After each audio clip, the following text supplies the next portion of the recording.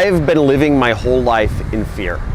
In fear that I would disappoint my parents, that I would not live up to the grades and the degrees that I got in college.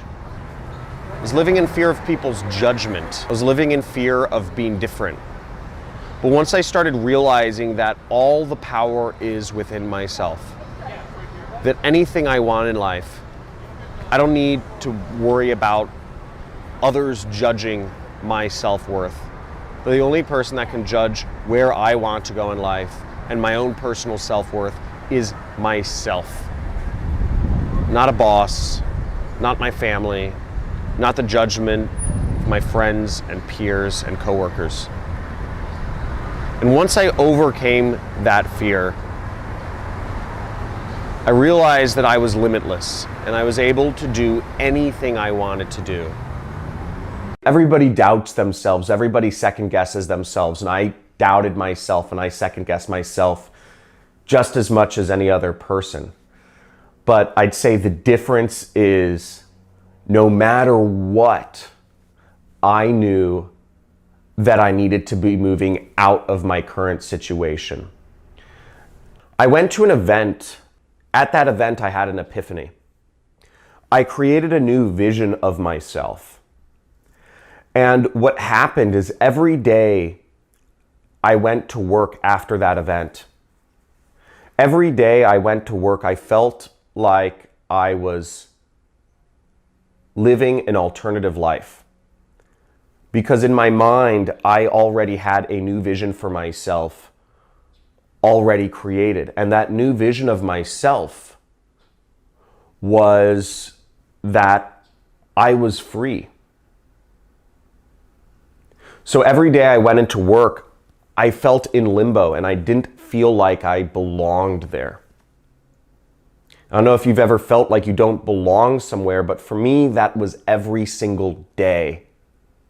That kept me focused, because if you're somewhere where you don't feel you belong, if you're in a situation where you don't feel is correct for you, if you feel a sense of unease with what you're doing or who you're surrounded by, if you feel incongruent with yourself, you work very hard to move out of that situation.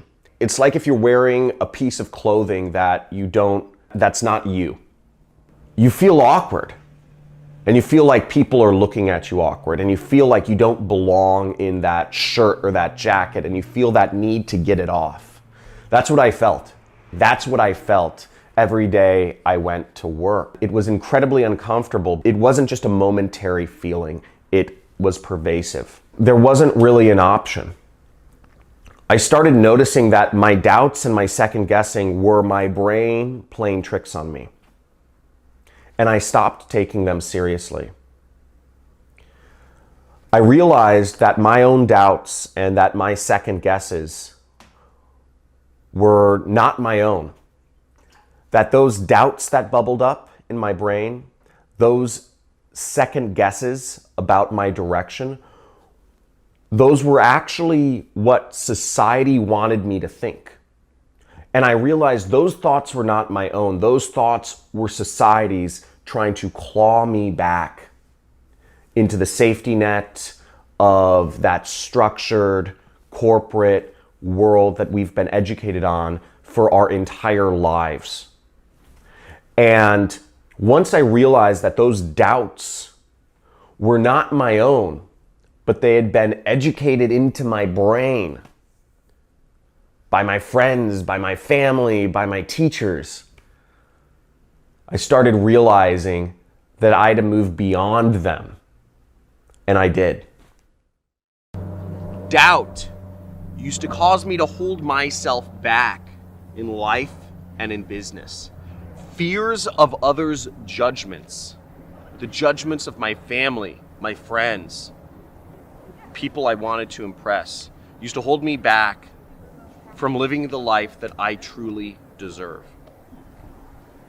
Now, once I learned to control those doubts, once I learned to control those fears of judgments from others, I was able to live a life that I truly enjoy. And being able to control your fears and your doubts of judgments of others and society will set you free. In just a second, I'll tell you my story of how I've been able to overcome doubts and the striving to be of perfection in my own self to create a business that makes me millions of dollars per year and living a life that I truly love. So when I first decided that I wanted to quit my job, it was out of anger, right? And it wasn't from like a centered place. I realized I was at a crossroads in my life. And there were kind of two paths I could go on. One is I could really just double down on the career route and say, look, I'm gonna make this work. This may not be the right job for me where I'm gonna move up, but I'm gonna double down the career route. I still believe that I can make it work. It's just, this is the wrong job. And the other route was that the only person who could actually pay me what I'm worth is myself, and I need to be an entrepreneur.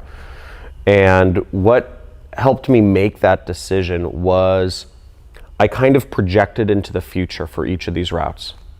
I said, if I take route A, where will I be in 1, 2, 5, 10, and 25 years?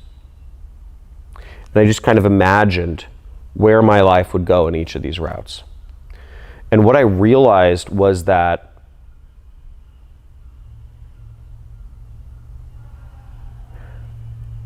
if I took route A and I allowed others to determine my own worth for the rest of my life, that I would never accomplish my dreams, I'd never accomplish my goals, I'd never be given the freedom to experience life in the way I wanted to experience, and I'd be constricted to living and working and even dating and marrying people who were convenient, but not actually people I truly connected with on a heart or soul level. I cried thinking about this going down route A, which was working a job for the rest of my life, because I realized that it was so easy, that this was such a realistic scenario for me to actually do. It was not crazy to think that this could be my life and I could always be living on somebody else's terms. You know, but it's so easy to fall into that trap. It freaked the hell out of me. I feel very fortunate to this day that I am not on that path. Whereas I realized route B was scary. Being an entrepreneur and defining my own sense of self-worth, it was scary. But I realized I would live a life of regrets, of constriction, of being on somebody else's term, of being a comfortable slave if I allowed my sense of self-worth and my worth to be determined by somebody else. And at that moment, I made a decision that I can determine my own happiness. I can determine my own freedom. I can determine what I get from this life. Then the decision was my own. So when I had made the decision not to quit my job, it did not come from fear anymore, but it came from a sense of really knowing myself and knowing where I needed to be. Losing everything I owned was obviously a massive personal setback. In a weird way, it was actually quite liberating because it helped me realize what is truly the most important things in life to me. I didn't think the fire was actually going to come to my house. I didn't think it would actually happen to me. I woke up and the sky was a reddish color, but then it turned black. I noticed the reason the sky turned black was because a tree had just collapsed and sent up a mountain of soot that blacked out the sun. So at that point I realized I had to get out, and I had to get out immediately within the next 5 minutes. The winds were blowing 70 miles an hour. There were ashes flying everywhere. There were embers flying everywhere, and my neighbor's yard is on fire. Everything I'd accumulated throughout my entire life and my animals were just in my house. This was our dream piece of property that we had bought just a few months prior. In the span of 3 seconds, I had to decide what I could take with me and what I had to leave behind, and I couldn't take much with me. Within that 3 seconds, my mind started going to, what other special things do I need to keep with me? And my mind started going off into some directions. I said, oh, there's some special pictures, maybe my computer, maybe my Xbox, and then it just said, it's all junk. It's all junk, and I need to leave it all behind because I don't have time. But in that 3 seconds, I had to decide, what do I bring with me and what do I not? Really, it came down to my animals. What I realized was, at the end of the day, it's really about the people and the animals that you love and the connections that you have in this world, and everything else is just kind of temporary. But those connections to your friends or your family or your animals, those can't be sacrificed. Those are the most important things in the world. It's so funny how much time I have spent trying to accumulate that $8,000 couch, that multi-million-dollar home, that $2,000 HTC Vive virtual reality setup. It took my house burning down for me to realize that stuff is meaningless. And if you're still in the mindset of trying to accumulate things and money and fancy cars and houses, you're approaching life the wrong way. In a weird way, it was actually quite liberating because it helped me realize what is truly the most important things in life to me, which are family, friends, and the experiences we share together. That's all you really need at the end of the day, and I'm perfectly happy.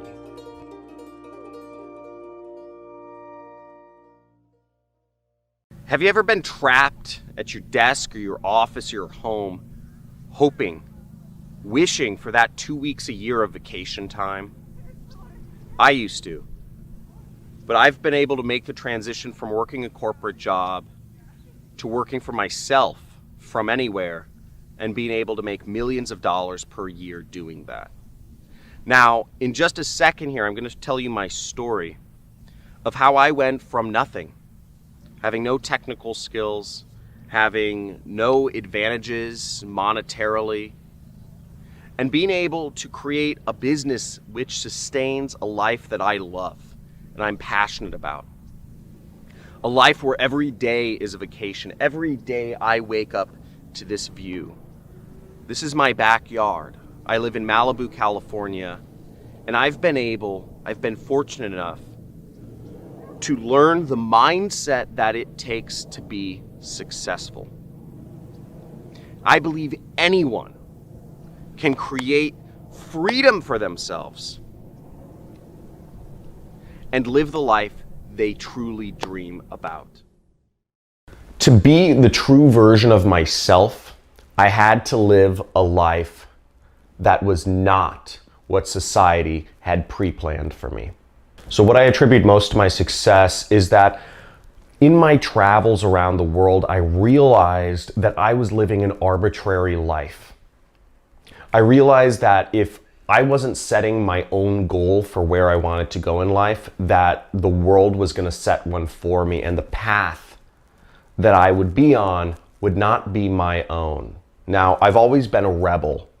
I've always wanted to do things my own way. When I realized that I was not living my own life, but I was living the life that society wanted for me, that society arbitrarily told me that I should be living, it made me angry inside.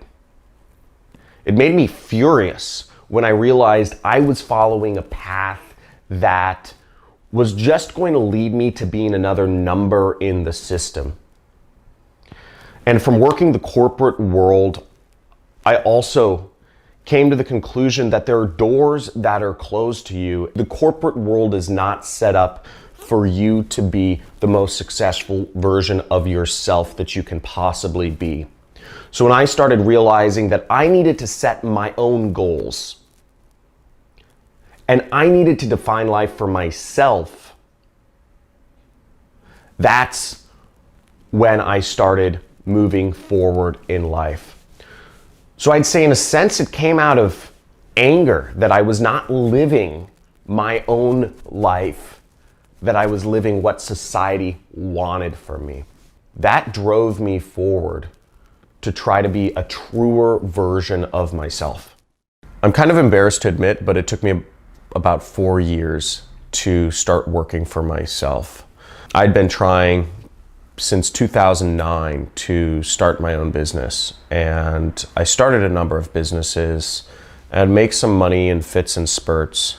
Some businesses worked out, some businesses didn't. Some businesses made me money for a few months and then they would just stop working for various reasons. I started probably about a dozen different businesses during those 4 years, but I could never get anything that was consistent.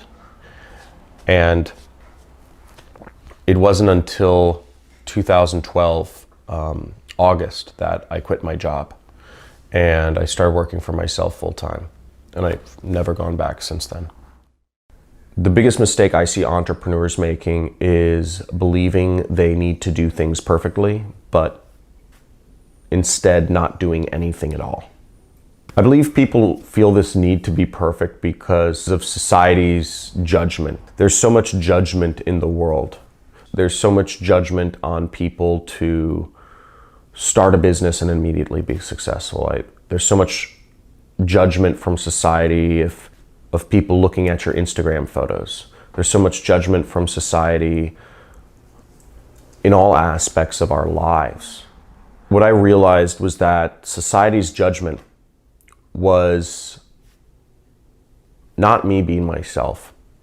It was me trying to placate all these different groups of people. And it can get mind-numbing when you're trying to advertise something on Facebook, but you have to think about, what will your family think? What will your extended family think of that post you do?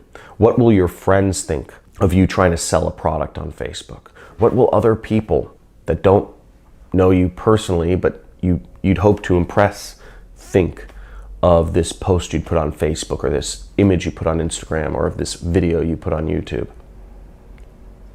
And juggling all these different groups whose judgment I was worried about, it just felt like a 1,000-pound rock in my chest. But what I realized was that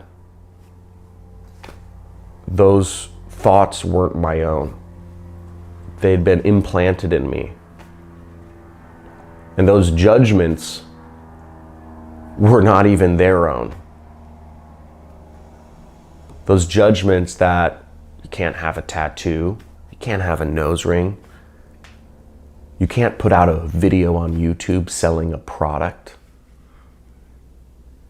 you can't put up a website selling, some random stuff.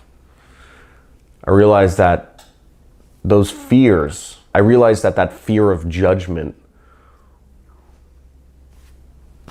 was not my own thoughts. They were somebody else's thoughts. And that those thoughts of those other people were somebody else's thoughts before them. They'd been implanted in their brains. And that the only true way to live life is really just be yourself and not allow society's judgments to filter in and affect your brain. How did I stay motivated for 4 years to keep trying my own business? Well,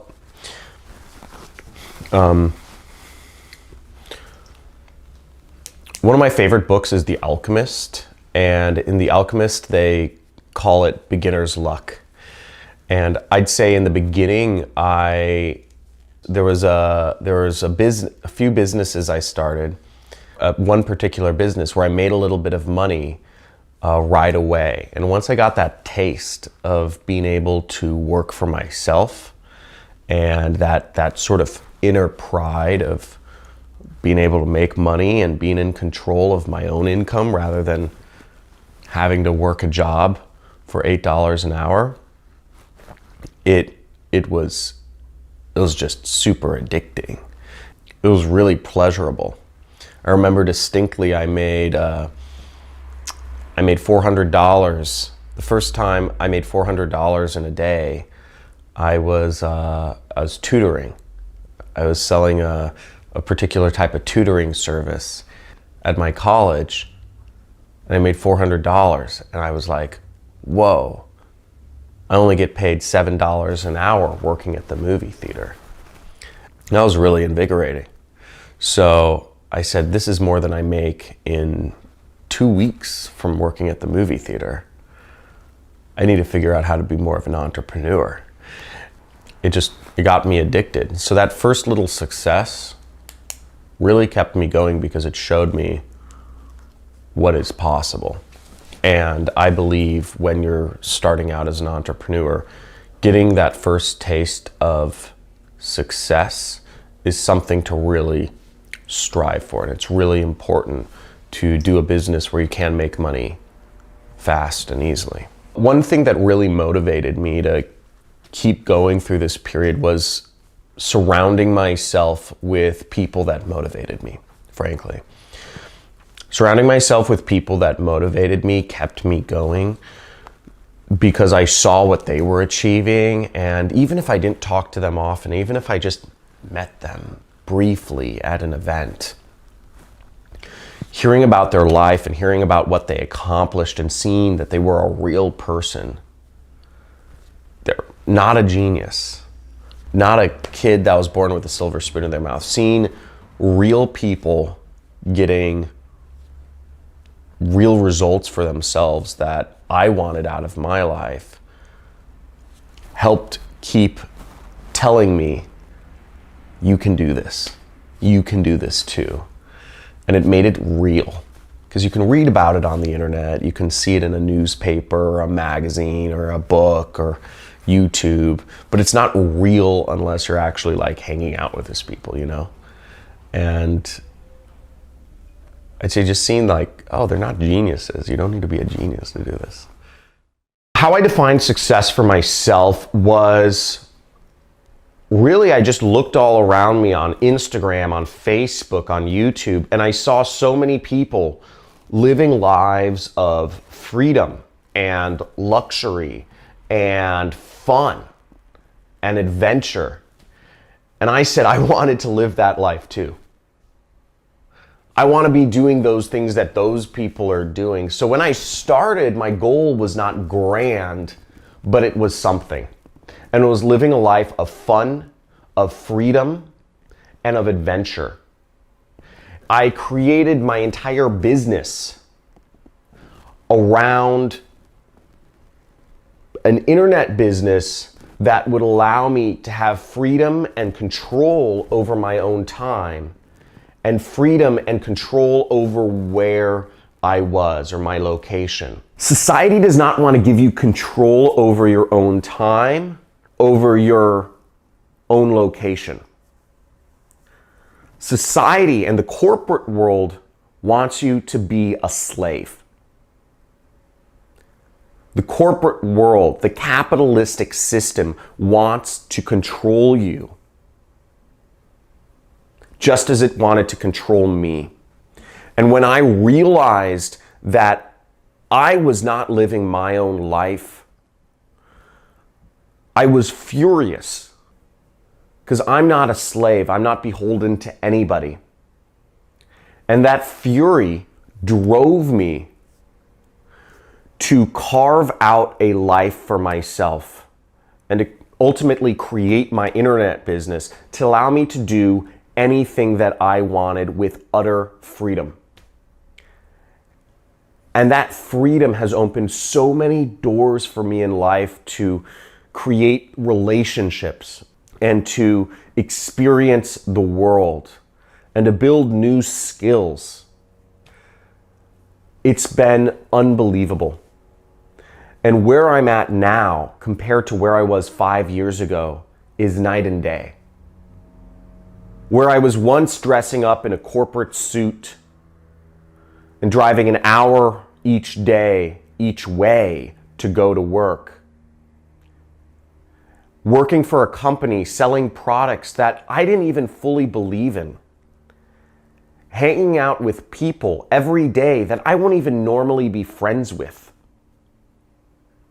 Ultimately, going home every single night dissatisfied with who I was where I was 5 years ago. Compared to where I am today, every day I wake up with a blank slate. Every day is a new day for me to decide where I want to go, what I want to be, what I want to do, whether it's in my personal life or my business, it doesn't matter. And that freedom is invigorating. And today, it's my new normal. And I believe it should be everybody's normal. Success loves speed. Keeping that momentum going is the most important thing when you start making money in business. And for me, when I was able to go full time when working for myself and running my own business, it just opened the floodgates. Instead of having to only be able to work nights on my internet business, I had the whole day. And for me at the time, I had very few friends. I didn't have a girlfriend. I didn't have a family. And I had very few things or responsibilities. So I guess in one sense, I did have an advantage because I had all the time in the world, but I also had a lot of opportunities to spend my time in other ways. I could have been chasing girls. I could have been going to the clubs. I could have been going to bars and getting drunk. I could have been smoking weed. And I know a lot of entrepreneurs who, once they start working for themselves, they'll get drunk during the day, they'll smoke weed in the morning, they'll travel around the world full time and not work on their business, or they'll be dating lots of girls, and they lose sight of actually creating momentum in their business. Creating momentum in your business is actually, I'd say, one of the most important things. Once you start earning money, keeping that momentum going as hard as you can is paramount. I kept that going. The first year in business, I did $300,000. My second year in business, I did close to $1 million. My third year in business, I did close to $3 million. So my momentum, every single year I almost tripled what I did the previous year. Every year since then, I've done nothing less than $1 million in my business.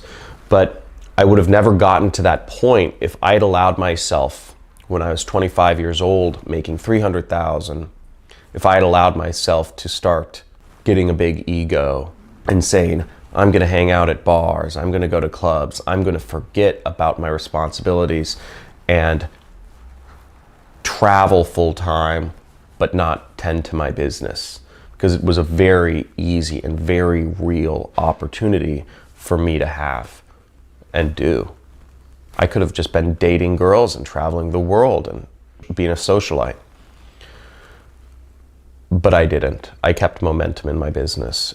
And if you're trying to take your life to the next level, momentum is the most important thing. Oh, that fucking asshole. That's what I was thinking. I was bulletproof. I practiced in the mirror like all this time. And my heart just dropped. It just went. In my mind, everything I had worked up to and came up to this point, I'd gotten good grades in high school. I'd taken the APs. I went to a great college. I had all the right majors, business, marketing. Everything I'd done, I'd gotten a good job. I switched out for a better job, and I did everything correct in my job, and I was moving up and I was doing everything. I was helping the company grow. I felt pretty confident going in because I felt like I had a bulletproof case for asking for a raise. So I went in, I had, a little sheet prepared of, just kind of some numbers and some charts and some of the actual data that I was going to reference. And I went in and I made my spiel, which was short. I thought I kept it good and open-ended. I didn't ask for a firm amount. I said, hey, I'd like either a raise or some sort of incentive plan moving forward so that I can be on track to earn 6 figures. His answer was the one answer I actually hadn't prepared for, which wasn't really an objection, but what he said was, or what? He was just being an a-hole. What that question meant to me, because he was saying, you want a raise, or what are you gonna do? And what I felt like he was asking me to do is actually put my balls on the line and say, or I'm quitting. I don't think that was his intention. The way I interpreted his response, or what, I felt he was forcing me to say, is the job path for you? Or do you have to go a different route? I want to give my boss a month notice, so I gave myself 60 days to say, I'm out. Whether or not I had the income to support going out on my own. I knew I had to do it, and I knew I just had to really just resolve it in that moment and just move forward, because otherwise I'd create too many obstacles to keep myself comfortable. Being an entrepreneur and defining my own sense of self-worth, it was scary. But I realized I would live a life of regrets, of constriction, of being on somebody else's term, of being a comfortable slave if I allowed my sense of self-worth and my worth to be determined by somebody else. And at that moment, I made a decision that I can determine my own happiness. I can determine my own freedom. I can determine what I get from this life. But once I had that goal in mind, you see, I was able to problem solve my way to get there. You don't need to let anybody else determine what you're worth or where you're going in life, that you have full control of that. And it doesn't need to be a boss, a teacher, or even a relationship you're in. You determine where you're going in life. You alone have all of the power in the world to figure this stuff out for yourself. You're in a prison of your own mind. What you fear is not real, and it's really bitching over on this other side. You can truly make it happen.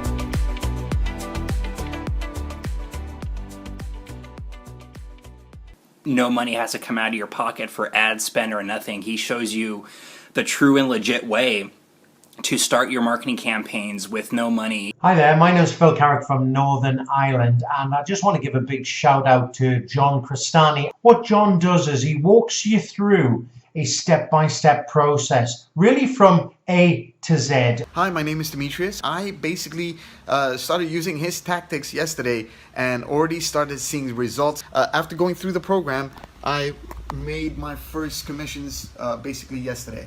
John Crestani, thank you so much for access to your program. It is powerful, and I hope your students and people actually get in, and they'll see, they'll be able to understand what I'm talking about. Okay, so thank you again, and I appreciate everything that you put out.